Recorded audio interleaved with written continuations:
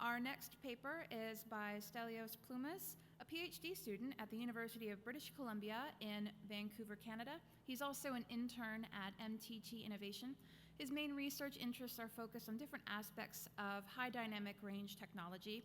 Today, he is presenting quantitative evaluation and attribute of overall brightness in a high dynamic range world.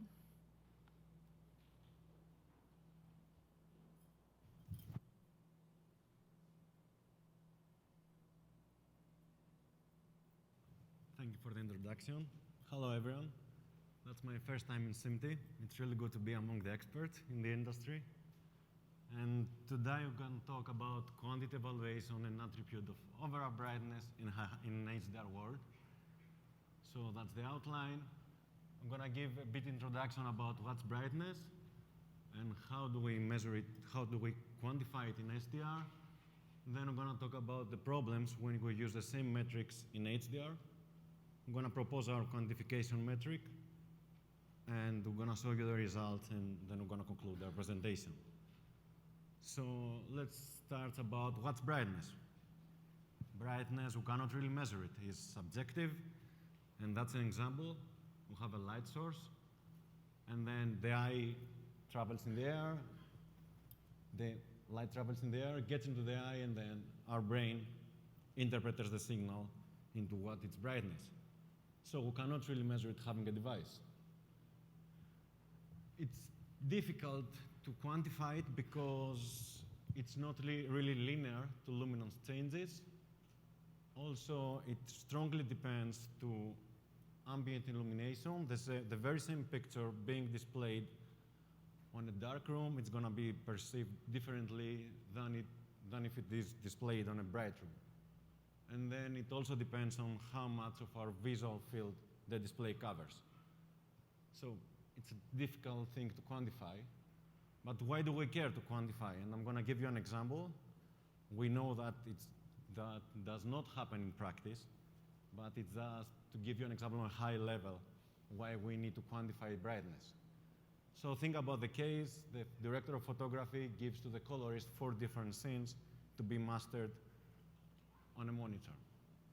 Our friend starts, and he thinks that the best grading for the sunlight scene is at the 18% of the display. Keeps going on the second scene. He wants to denote the difference between the two, and he grades on 1%. In that way, he left with no dynamic range for the third scene. So color starts again. Now he knows that he has to make some space for the third one. 30%, 10%, 1%, and suddenly no more space for the very last one. So now, before starts grading, he sees the 4 different scenes, and he roughly estimates where he has to master them in order to all of them to fit into the dynamic range of the display. So, and yeah, and now he's successful. So why do we need it? Okay, that was an example that we don't really use it there. So we have a lot of algorithms that they do clip summary, and we want to avoid scene changes that they are not comfortable for the viewers. By knowing about the brightness of each scene, we can avoid them. And that's an example from a very dark scene. We go to a bright, and then the viewers, they blink. Another application is the frame selection. The frame selection, like we want to test a display, and we want to see how the very bright frames of a clip, they look on the display, or how to measure how much is the clipping.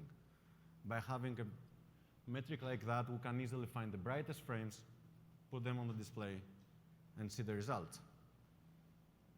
What about HDR? The problem with the colorist, it's not really likely to happen. Now we have way more dynamic range. It's almost impossible to be left without range to grade. However, in HDR, we stretch the temporal visual adaptation, and we might have cases, we want to avoid cases where from a bright scene, we go to a super dark. Our eyes, they need their time to get adapted, and most of the details on the dark, they're going to be lost. Another application, it's the automatic tone mapping. Here is an example without this metric. So the first scene is this one. This is false color HDR representation. The more yellow it is, the close to red is the more bright, and the more blue it's darker. So the first scene is here, and as we see, the HDR mean is with the red line. So we go from a bright scene to a less bright scene. However, our TMO, because it doesn't know that, tone maps both of them to be almost equally bright. So the artistic intent is gone. But if we had this information before, our TMO would take care of that and would denote the difference between the two scenes. So it's a useful metric. It has a lot of applications.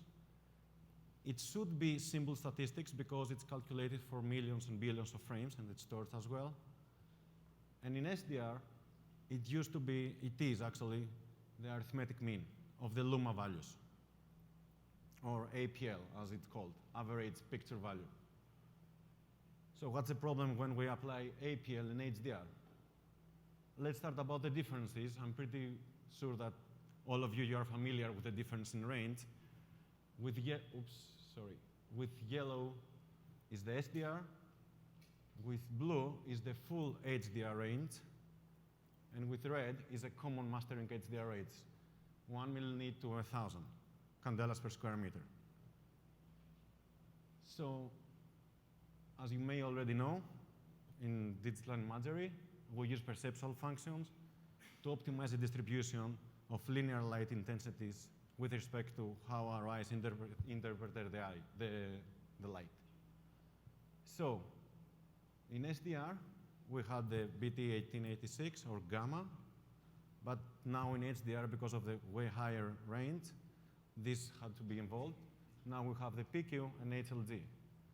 HLG is mostly used in broadcasting.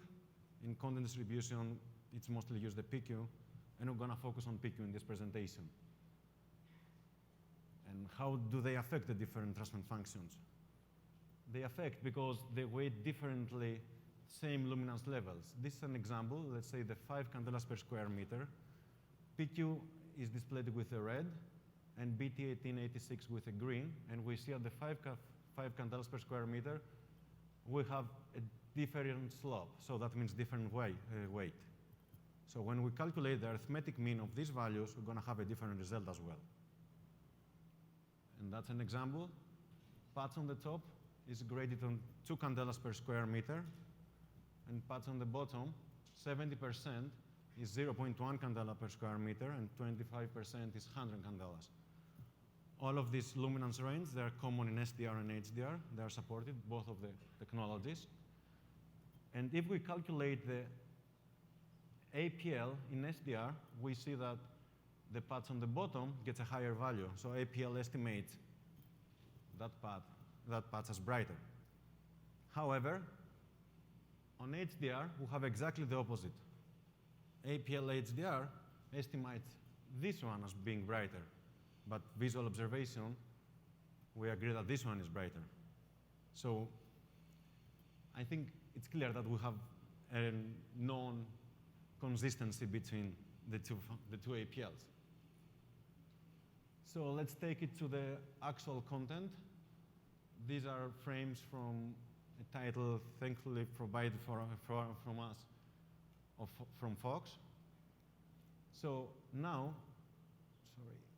we see that the frame on the top, SDR APL quantifies it as being brighter than frame on the bottom. Now we go to the HDR version, again, and we have exactly the opposite estimation. So now APL says that this one is brighter, something that comes in contrast with what we see. Also, this is a good example to see, this is a good case to see the difference of the impact of the different function, perceptual function on the histogram. This is the SDR, and this is the HDR.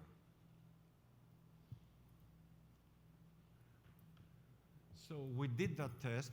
We analyzed 2 titles of Fox, SDR and HDR versions, and we saw that 20% of the cases, the APLs, they give us opposite estimations. However, they are quite small, the reverse. Anyhow, keep in mind that we only analyzed consecutive frames, so we didn't expect any big variation anyways. So that's another example where APL doesn't give a good estimation about which one is brighter. Here, we see that the patch on the bottom is perceived as brighter, and it may not here, but we have already do the user study on the Sony BVM X300, and this one is brighter, but APL estimates that this one as being brighter. So we see the difference on the histograms. The patch on the top is the blue one, and the patch on the bottom is the yellow one. And the shape of the distribution impacts the brightness perception. That's another example. Now, both of the frames are quantified as being equally bright from APL. However, the lower one has higher contrast and is perceived as brighter as well. So we believe that contrast has an impact on brightness perception. So in this section, we analyzed why APL behaves differently in HDR and SDR. The reason is the higher dynamic range and the different transfer function that is being used. And the histogram analysis indicates that contrast affects brightness, as well as the shape of the histogram is also related to brightness perception. So now I'm going to continue by proposing our metric. But before that, let's go back to that frame. Here, we see that we have way higher range in luminance domain, so we expect higher variation in luminance value on the content. However, that comes in contrast with the variation on perceptual domain. In SDR, we use the full TF domain, the BT1886, but now it's a common mastering range in HDR. We use only part of it. We don't use it all. So we have lower usage of the available bit depth. So we expect lower variation in HDR PQ domain. But regardless of that, remember, even the lower variation, it refers to way higher variation in luminance. And this is an example where, again, the very same SDR frames, and this is the histogram on log 10 domain, and this is on the HDR for the HDR version. Almost the variance almost twice. So it has an impact. That's the sum up table. Variance, if you are not familiar, is a stats that show us the spread out of the distribution with the center of the mean. Experiments showed so far that content with higher variance is perceived as brighter, usually perceived as brighter. And the first column is the HDR frames that I showed you before. Here we see that the frame with a higher variance perceived as brighter, but APL said that the other frame was brighter. SDR, again the same, frame with higher variance perceived as brighter, and SDR APL was right. And the last two columns are the test paths that I showed you before. So another limitation of APL is because it's the arithmetic mean, basically, is the arithmetic mean that it's prone to extreme high values. And that's an example. Again, two patches. The first one is mastered to 0.3 candelas per square meter, full patch. And the second one, 98%, is mastered to 0.07. And only 2%, the corners, 2,000 candelas per square meter. APL says that both of them are perceived as equally bright. The reality is, if you see those patches in BVM, this one is almost pitch black. So our metric is based on the geometric mean, which is the arithmetic mean in log domain, the variance around the geometric mean, and the variance around the geometric mean. So we have a weighted equation between the geometric mean and the variance that can be expressed. It's expressed in 0 and 1, so it's in percentile, similar to APL. And why geometric mean? It's less prone to extreme values. So cases where we have mostly dark content and only a few of highlights, this APL would estimate it wrong. Geometric mean won't have this problem. We do know that geometric mean is prone to low luminance values, but most of the content already has low luminance values, so it cannot be considered as an outlier in our case. And why variance? Because it gives us a good estimation about the variation, the pixel distribution, and compensates some of the shortcomings of geometric mean. So the weights are based on visual observation. However, please note that the weight of the variance should never exceed the weight of the geometric mean. And the reason is the geometric mean is the metric that gives us a rough estimation about the average of our content.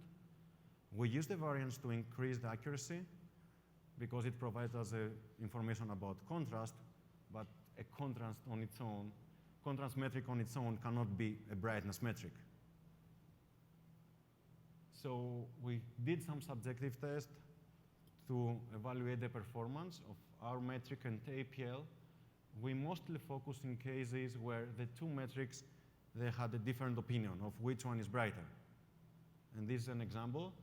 APL says that the frame on the right is brighter. Our metric says the frame on the left is brighter. So cases where both of the metrics, they were agreed, it's okay, we didn't have to test them more. So how did we choose our data set? Our data set has been chosen based on the fall value, frame average light level, and fall is calculated on linear luminance domain, APL and our metric in Luma, perceptual linear values.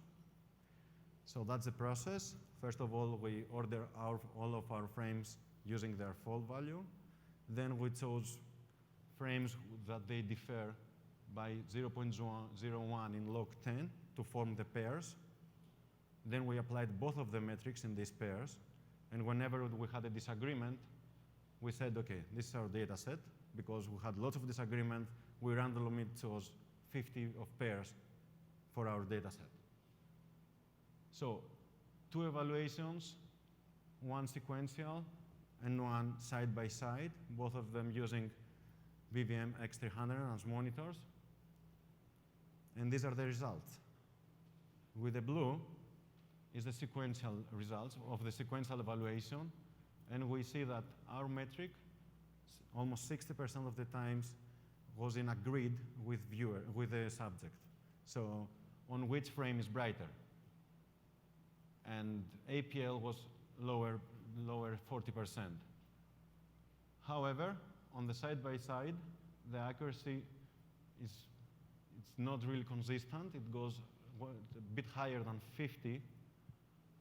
So, and we believe that the reason for that is that on side-by-side evaluation, the size and the location of the highlight in respect to the center of vision plays a role.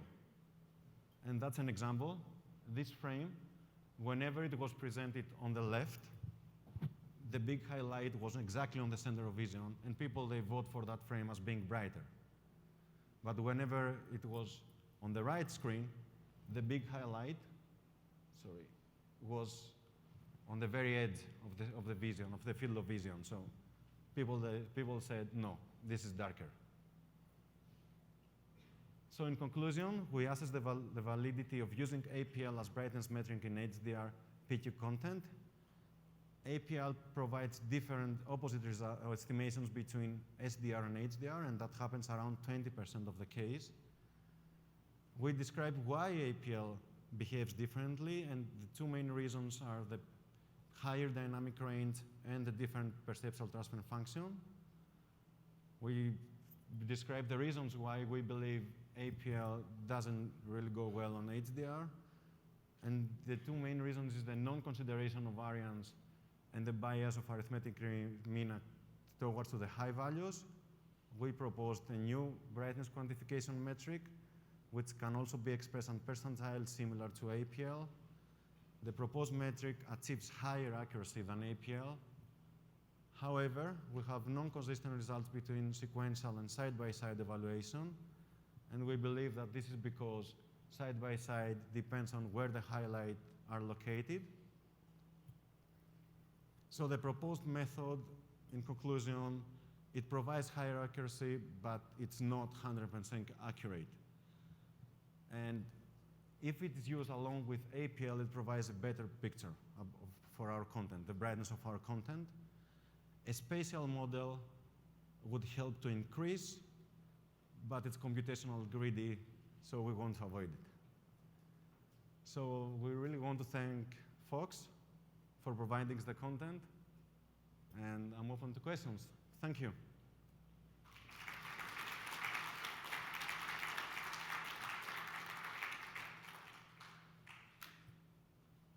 Hi, I'm Bill Feitner with Colorfront. So I have a quick question. Maybe I missed something at the beginning, but when you're calculating the mean from your numbers, you're basing that on net level candela per meter squared? Sorry? When you're calculating your means, now that you're average, you're basing that on a measurement in the metric of candelas per meter squared. No, the arithmetic, the APL is calculated on the luma domain, on the gamma domain, or PQ domain. So. Okay, so you did put a perceptual weighting on Yes. it. Okay, all right, that's a strong clue. I've seen others do that and they don't, and that's a big error. Yeah. Okay, thank you. Hi, JD Vandenberg. I have a quick question. You said at the end that you used the BVM X300 to evaluate those pictures. How did you compensate for the APL of the monitor itself? Excuse me? How did you compensate for the APL that the monitors has? When you do a full screen 1000 nits on the X300, you only get 170 nits. But we didn't do a full screen 1000 nits. Okay, but there is an APL problem with the monitor. Yeah, but all of our content was way lower than that. Okay. Yeah. So everything's fine, right? Yeah. Thomas Edwards from Fox on the television side. Yeah, I think you're running into about 50 years of scientific exploration into perception of brightness, and that there's processing going on in retina and lateral geniculate nucleus, as well as visual cortex on a couple of different spatial scales, difference of Gaussians and things along those lines. So, yeah, I think there are now psychophysical models of brightness, but they would be very complex to implement. But you know, hey, CPU is cheap these days, right? So maybe it's not that tough. So there's lots of science to bring into this. Yeah, actually, it's our future research to take them into consideration and provide a better metric, because we know that APL doesn't really work. We propose something that it doesn't really solve the problem. So yes, we're going to keep going until we find the higher accuracy metric.